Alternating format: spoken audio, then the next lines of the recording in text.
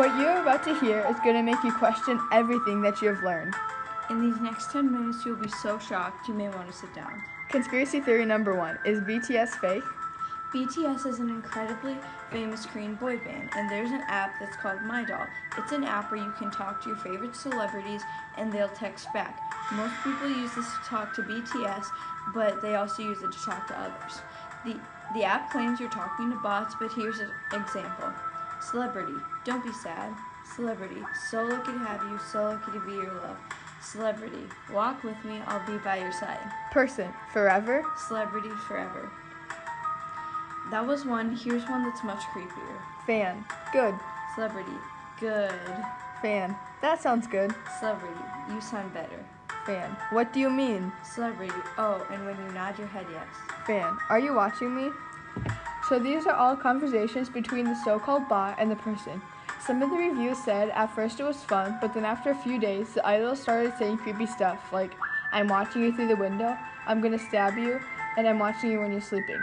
Now some people think that this app is super easy to hack into and stalkers can go and pretend to be a K-pop star to talk to fans. But some think the stalkers are watching the kids through the camera. This is because there's a feature on the app where you can FaceTime with celebrities. Even though it's not real, it's just a video of them. But when you go to FaceTime, it asks them for permission to use your camera, which makes it 10 times creepier when you see conversations like this. Celebrity, eat. More when you eat, you are the cutest thing when I see. Person, what am I eating? Popcorn. The girl was actually eating popcorn and had been the whole time. Conspiracy theory number 2. Is Mr. Krabs a cannibal? Are Krabby Patty made from crabs? That's why they have to keep the formula over such heavy security. The only crabs in town are usually Mr. Krabs, his mother, and sometimes the occasional out-of-town crab. In other words, there isn't many crabs in Bikini Bottom. So what if Mr. Krabs is killing them and turning them into Krabby Patties? If you look at the Krusty Krab menu, you will see every item is named after the main ingredient. So perhaps, maybe the Krabby Patties are too. Conspiracy number 3. Did the Rugrats really happen, or was all just Angelica?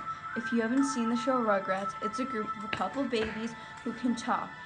Their names are Chucky, Tommy, Phil, and Lil.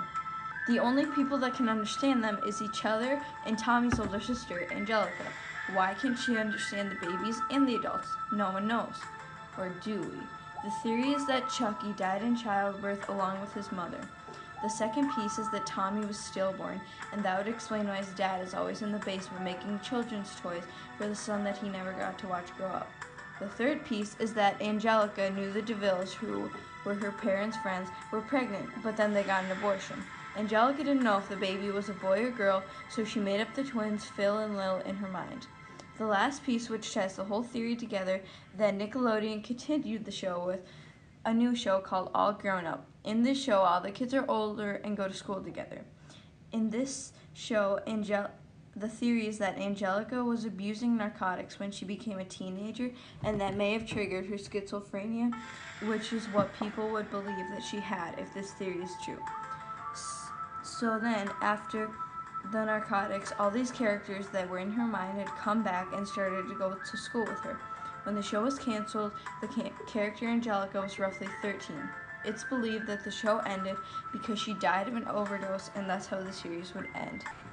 Conspiracy theory number 6. Are birthmarks scars from your past life? Here's just an example to support this claim. So there was this old woman who was dying. Her wish was to reincarnate as a young boy.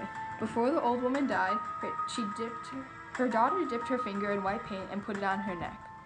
Not long after, the daughter had a son.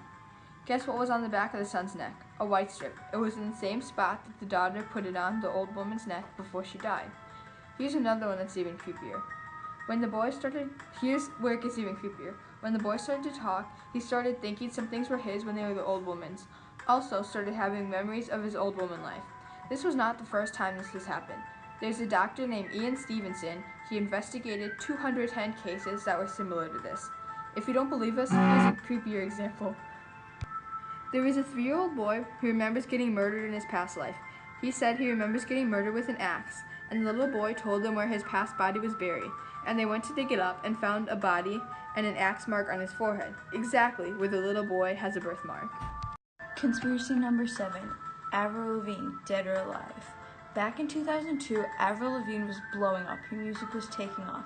She didn't like the paparazzi or red carpets, so theory is that the record company may have hired a lookalike to do stuff for her, Melissa Vandella.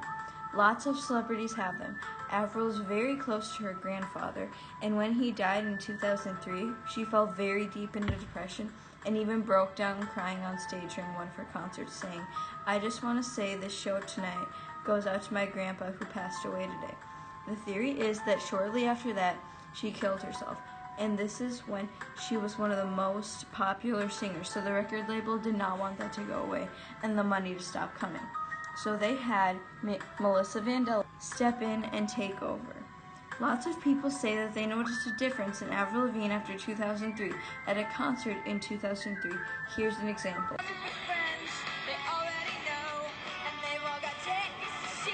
So you can hear she has kind of a deep, raspy voice.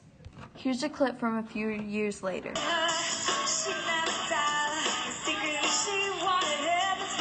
As you can hear, the voices are very different. It wasn't just her singing, it was also her interviews.